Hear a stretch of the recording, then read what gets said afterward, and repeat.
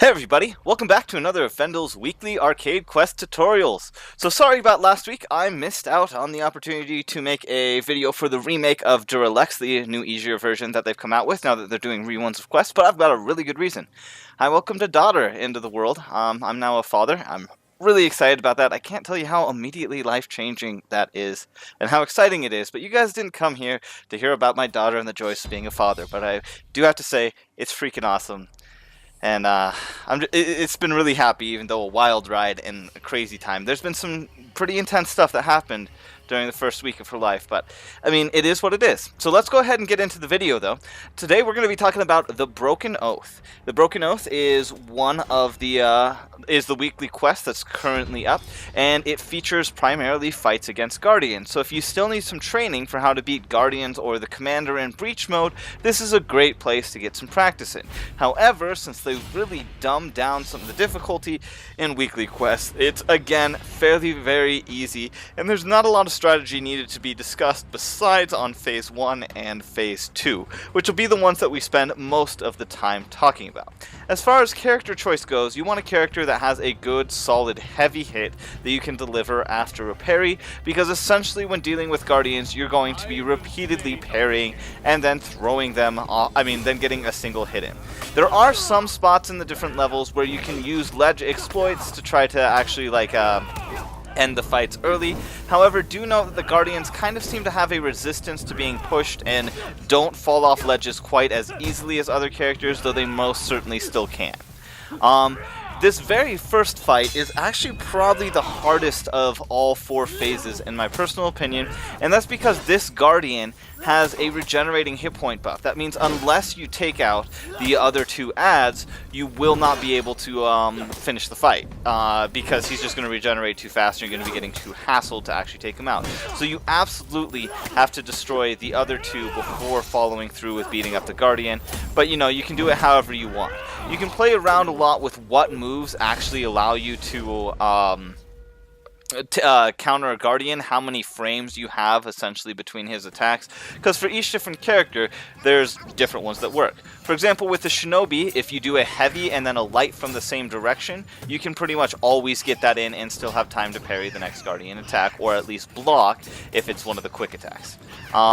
For the Aramusha, you pretty much just have time for one side heavy no matter what direction you parried him in, so no matter where your guard was before. Adding anything else on top of that is risky, but it seems pretty safe if you do a side heavy and then a top light, that you'll be able to get that top light out just in time to get back to parrying. But if he does a zone attack or a regular light attack, you will end up missing that opening that you have to take him down. So my recommendation for that first phase, if you didn't already catch it, again, is just knock everyone off the cliff. Literally just knock everyone off the cliff. This is the most difficult phase. If you want to get practice on Guardian, get through this one quick and then move on to what you really want to practice. Next up is Sorrow of the Pillions. So this one is the second phase, and it's definitely, in my opinion, the second hardest phase as well, the first being the toughest if you aren't going for the ledging exploits. You're up against a Guardian who inflicts bleed, knocks back, really nothing too bad there, and then a respawning Valkyrie and a respawning Raider. Now, thankfully, the Raider and the Valkyrie will not attack you at the same time if you're quick enough with the Guardian kill, therefore you won't really have too many issues. You can utilize the bleed bomb right at the beginning to get some extra damage and put him into out of stamina, but at the same time, I find having him in out of stamina actually doesn't help you do that much faster damage to him, because it's generally easier to just easy parry his predictable attacks and then stack your damage in that way. Knocking him out of stamina actually will not help you kill him all that much faster because of the damage that you can do with heavies, and if he's out of stamina, he will block your heavies fairly regularly unless you're knocking him onto the ground. So making it so you have to add that extra guard break into your rotation to actually finish him. After that, you can go against the Valkyrie in a lot of different ways. There's a little spike wall behind her that you can use that does count as an execute. Because it counts as an execute, that means she will not come back. Alternatively, you can just try to take her out actually and just ensure you get the execute.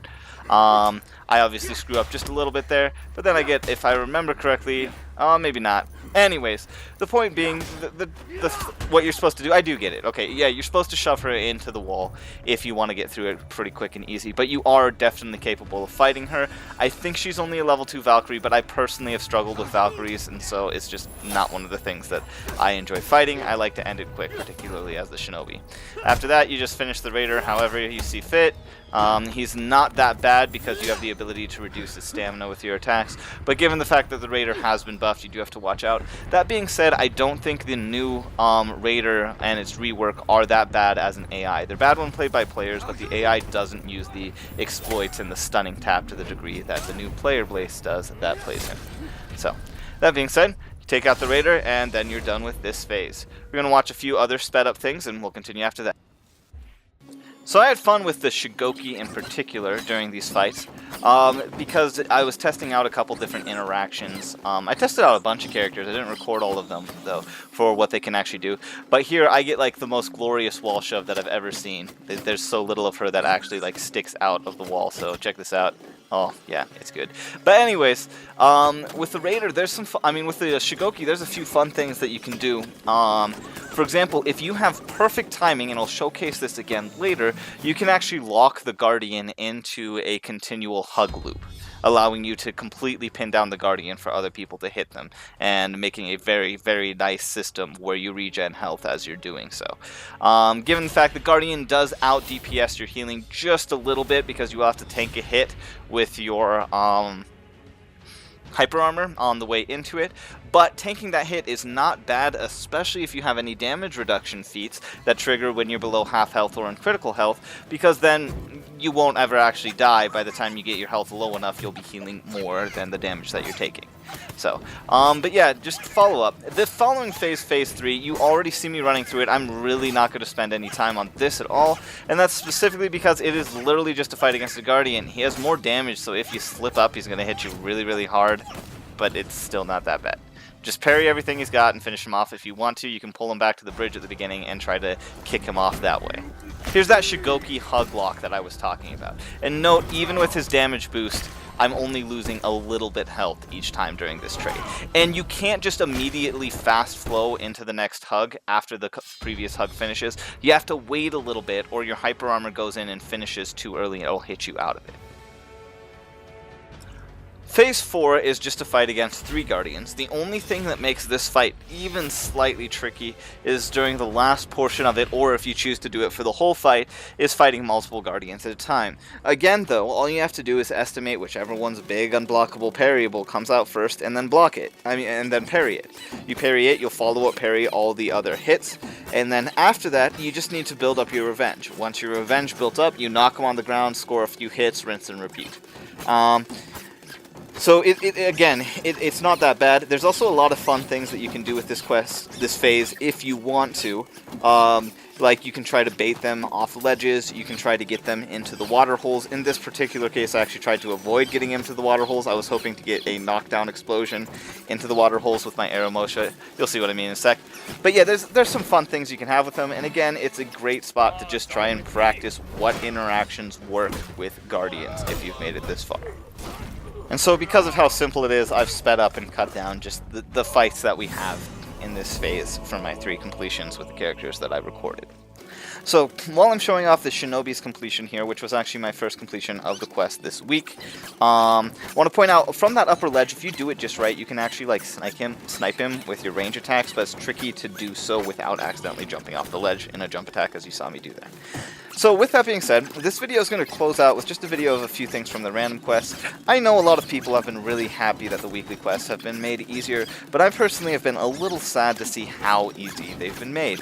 For the most part, except for that occasional phase where they actually throw a level 3 bot at you, they're kind of baby game now, and the damage that you do compared to the damage that you receive is no longer disproportionate, and the parry ratio, I hope you get what I'm saying. Like, it's easier and it's more accessible to most people, but I kind of missed the old super hard fights. This particular fight with the Tiandi took me like a half hour to win, and yeah, it was a little bit aggravating at first, but once I figured it out, it felt really good to finally know what I could do against her. But the Aramusha struggles against a good Tiandi, especially one that manages their stamina well, because the Tiandi actually can feint and bait and maneuver a ton on their stamina pool. It's extremely surprising how good they can. So this is just a whole bunch of now videos from just random quests that are actually still difficult, that I actually had to still think through. I started this channel because I wanted to help people with the weekly quests. I wanted to help people figure out how to play them and show them that I enjoyed them and you definitely could muscle your way through them. But interestingly enough, weekly quests have kind of come a thing where you don't have to think anymore. You just kind of brute force fight and it's usually over. But I miss the old style of weekly quests that they used to have, where everything was interesting. You had to think through the enemy AI for every single fight. You had to learn new patterns. You had to learn what their minor weaknesses are. It really taught you how to play against distinctive characters even when the cards were completely stacked against you, how to better use the environment to your advantage, how to use the arrows, how to stun lock bots, how to do a lot of interesting tricks. And I just kind of miss that. I'm really glad that it's still difficult in the random quest zone, which is exactly why I show this stuff, because I still enjoy playing the random quests at highest tier, legendary tier, just because they are fun and they are difficult. So that being said, there was some of just my random quest videos. I'm going to go ahead and just get back to my family. I will be making another fashion history video coming up this next week. I'm not sure if I should continue making videos if the weekly arcade quests are repeats. So answer that for me down in the comments if you get a chance to and you hear this question. Please let me know if you want me to keep making these videos even though they're rerun quests that are easier. If so, I will continue to make them. But for a time, I may actually try to move more of my time focus onto the fashion history segments.